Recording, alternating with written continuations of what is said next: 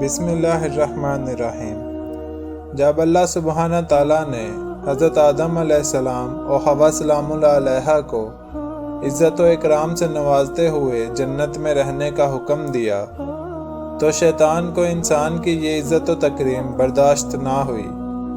اس نے اسی وقت سے ہی انسانوں کو گمراہ کرنے کا منصوبہ بنا لیا۔ انسان سے دشمنی کے لیے اس نے اللہ تعالیٰ سے مہلت طلب کی۔ اللہ عز و جل نے اسے قیامت تک کے لیے مہلت دے دی۔ فرمان الہی ہے ترجمہ۔ اس شیطان نے کہا، اے اللہ، چونکہ آپ نے مجھے گمراہ کر دیا ہے، اس لیے میں ان انسانوں کو گمراہ کرنے کے لیے آپ کی سیدھی راہ پر گات لگا کر ضرور بیٹھوں گا، پھر ان پر حملہ کروں گا، ان کے آگے سے بھی، پیچھے سے بھی، دائیں سے بھی اور بائیں سے بھی، اور آپ ان میں سے اکثر کو شکر گزار نہ پائیں گے۔ ابلیس نے کہا، اے اللہ، اب جب کہ آپ نے اس شخص یعنی آدم علیہ السلام کو مجھ پر فضیلت دے دی ہے تو مجھے قیامت کے دن تک مہلت دے دیجئے۔ میں اس کی اولاد میں سے چند لوگوں کے علاوہ سب کو ضرور اپنے قابو میں کر لوں گا۔ اللہ تعالیٰ نے فرمایا، تجھے مہلت دی جاتی ہے اس دن تک جس کا وقت معلوم یعنی مقرر ہے۔ ابلیس نے کہا، آپ کی عزت کی قسم، میں ان سب لوگوں کو بہکا کر رہوں گا سوائے تیرے مخلص بندوں کے۔ رسول اکرم صلی اللہ علیہ وآلہ وسلم نے فرمایا، یقین مانو، شیطان آدم علیہ السلام کی اولاد کو گمراہ کرنے کے لیے اسلام کی راہ پر بیٹھا ہوا ان کے دلوں میں یہ وسوسہ ڈالتا ہے کہ افسوس، تم اپنے باپ دادا کا دین چھوڑ کر مسلمان ہو رہے ہو۔ سعادت مند لوگ اس کی بات ٹھکرا کر مسلمان ہو جاتے ہیں۔ پھر شیطان جہاد کی راہ پر بیٹھ کر کہتا ہے کہ جہاد کیوں کرتے ہو؟ تم مارے جاؤ گے، تمہاری عورت کسی سے نکاح کر لے گی اور تمہارا مال تقسیم کر لیا جائے گا۔ مگر سعادت مند لوگ اس کی بات رد کر کے جہاد کے لیے نکل پڑتے ہیں۔ ایسے لوگ یقیناً جنتی ہیں، ہاں شہید ہو جائیں یا ڈوب کر یا کچل کر مر جائیں۔ اللہ تعالیٰ نے ابلیس کو قیامت تک کے لیے مہلت دینے کے بعد بنی نوع انسان کو ابلیس کی دشمنی سے آگاہ فرما دیا اور یہ وضاحت کر دی کہ تمہارا سب سے بڑا دشمن شیطان ہے۔ اس سے بچنے کی ہر ممکن کوشش کرو، یہ بڑا چالاک اور چھپ کر وار کرنے والا ہے۔